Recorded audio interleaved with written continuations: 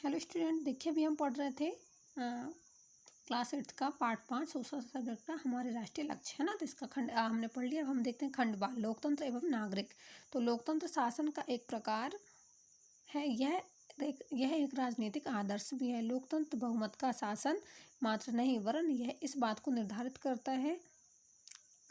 करने का तरीका है कि कौन लोग शासन करेंगे और किन उद्देश्यों के लिए शासन किया जाएगा। लोकतंत्र को परिभाषित करते हुए अब्राहम लिंकन ने कहा है कि लोकतंत्र जनता का जनता के लिए और जनता द्वारा शासन है। किसने कहा है? अब्राहम लिंकन के द्वारा कहा गया है कि लोकतंत्र जनता का जनता के लिए और जनता द्वारा शासन है। इसे यदि स्पष्ट किया जाए तो इसका अर्थ होगा जनता की सरकार, अर्थात जनता की ओर से सरकार, जनता के लिए सरकार अर्थात जनहित के लिए कार्य करने वाली सरकार। फिर क्या है? जनता के द्वारा सरकार, इसका मतलब क्या है? अर्थात प्रतिनिधि मूलक सरकार। लोकतंत्र को सभी प्रकार की शासन पद्धतियों में अच्छा माना गया है क्योंकि इसमें किसी न किसी प्रकार से प्रत्येक स्थिति की सहभागिता होती है। लोकतंत्र एवं नागरिक आदर्श लोकतंत्री सरकार तभी संभव है जब नागरिक अपने अधिकार और कर्तव्यों के प्रति जागरूक हो। नागरिकों को अपने देश या क्षेत्र की समुचित जानकारी रहेगी तो वे सही निर्णय ले सकेंगे। इसलिए नागरिकों को समाचार पत्र, रेडियो, टेलीविजन, सार्वजनिक सभाओं तथा अन्य साधनों के माध्यम से जानकारी प्राप्त करनी चाहिए। लोकतंत्र में प्रत्येक नागरिक जागरूक और साक्षर होना चाहिए ताकि वह अपने मत का उचित प्रयोग कर सके। नागरिकों को सरकार ने क्रियाकलापों पर विचार विमर्श और आलोचना का अधिकार होता है। उन्हें सरकार की जनविरोधी नीतियों का विरोध करने का भी अधिकार है। ऐसे लोकतंत्र जहां जनता और अपने प्रतिनिधि निर्वाचित करके भेजती है उसे अप्रत्यक्ष लोकतंत्र का कहते हैं। भारत में अप्रत्यक्ष लोकतंत्र है।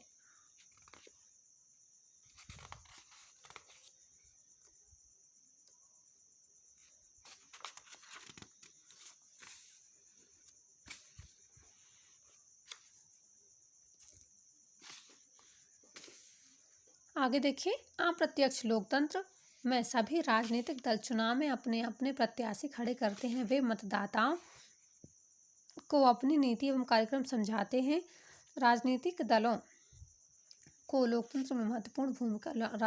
की लोकतंत्र में महत्वपूर्ण भूमिका होती है। वे जनता और सरकार के बीच एक कड़ी का कार्य करते हैं। वे जनमत का निर्माण भी करते हैं। नागरिकों द्वारा निर्वाचित प्रतिनिधियों द्वारा सरकार का निर्माण किया जाता है। जो दल बहुमत प्राप्त करता है वही सरकार बनता है ना। जो दल क्या होता है? बहुमत यानी अधिक मत प्राप्त करता है वही क्या करता है? सरकार बनाता है। जो दल अल्पमत में होता है वह प्रतिपक्ष दल का कार्य करता है। सरकार द्वारा किए जा रहे कार्यों पर प्रतिपक्ष प्रश्न, उप प्रश्न पूछकर तथा स्थगन प्रस्ताव लाकर नियंत्रण रखता है, जिससे सरकार जनता के कल्याण के लिए कार्य करने के लिए बाध्य होती है। आगे देखिए, वयस्क मताधिकार क्या होता है? तो वयस्क मताधिकार को अधिकांश लोकतांत्रिक राज्यों में स्वीकार किया गया है। वह यह मताधिकार का सबसे अधिक प्रचलित सिद्धांत है। मताधिकार नागरिकों का एक महत्वपूर्ण अधिकार है। भारत में संविधान द्वारा नागरिकों को मत देने का महत्वपूर्ण अधिकार दिया गया है। हमारे देश में 18 वर्ष की आयु पूर्ण कर लेने वाले हर नागरिक को मत देने का अधिकार प्राप्त है। लिंग, वर्ग, जाति, पंथ के भेदभाव के बिना यह अधिकार सबको प्राप्त है। इसे हम सार्वभौम वयस्क मताधिकार कहते हैं। प्रत्येक नागरिक को अपने मत का प्रयोग स्वविवेक से अवश्य ही करना चाहिए। वयस्क मताधिकार समानता के सिद्धांत पर आधारित है। अगला पॉइंट देखिए, मतदान और उसका महत्व। ठीक है, तो प्रजातांत्रिक व्यवस्था में मतदान का बहुत अधिक महत्व है। मतदान द्वारा मतदाता यह तय करता है कि वह किस प्रकार के प्रतिनिधियों को अपने शासक के रूप में चाहता है। अब तक के हमारे देश में संघ सरकार के लिए 17 सामान्य निर्वाचन हो चुके हैं। सार्वभौम वयस्क मताधिकार के द्वारा प्रत्येक वयस्क नागरिक जो 18 वर्ष की आयु पूर्ण कर चुका हो अपने मत का प्रयोग अपनी इच्छा से कर सकता है। हमारे देश में कुछ नागरिक अपने मताधिकारों का प्रयोग नहीं करते, जिसका मुख्य कारण है जागरूकता की कमी और शिक्षा का अभाव। कुछ नागरिक उदासीनता के कारण मतदान नहीं करते।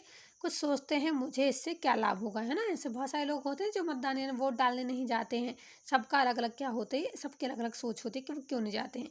वे यह अनुभव नहीं करते कि चुनाव में मतदान करना उनका अधिकार ही नहीं अपितु कर्तव्य भी है। जब मतदाता के सामने अपने अनेक प्रत्याशी होते हैं तो उसे उनमें से किसी एक का चुनाव करना पड़ता है। मतदाता को प्रत्याशी चयन करते समय उनके गुण तथा उनमें उनके सामाजिक कार्यों की जानकारी होनी चाहिए। उसे ऐसे व्यक्ति को अपना मत देना चाहिए जो जनता की भलाई का कार्य निष्ठा से कर सके। निर्वाचन के समय राजनीतिक दलों के चुनाव घोषणा पत्रों में राजनीतिक दलों के उद्देश्य और कार्यक्रम दिए होते हैं। नागरिकों को चाहिए कि ऐसे राजनीतिक दलों को के प्रत्याशी को अपना मत दें जो देश की एकता और अखंडता बनाए रखे और सभी नागरिकों के हितों की रक्षा के लिए तत्पर हो। जाति धर्म या क्षेत्र विशेष की भावनाओं को प्रेरित मतदान लोकतंत्र को कमजोर बनाता है। ठीक है, तो ये हमारा कौन सा टॉपिक क्लियर होता है, मतदान और वयस्क मताधिकार, मतदाता और उसका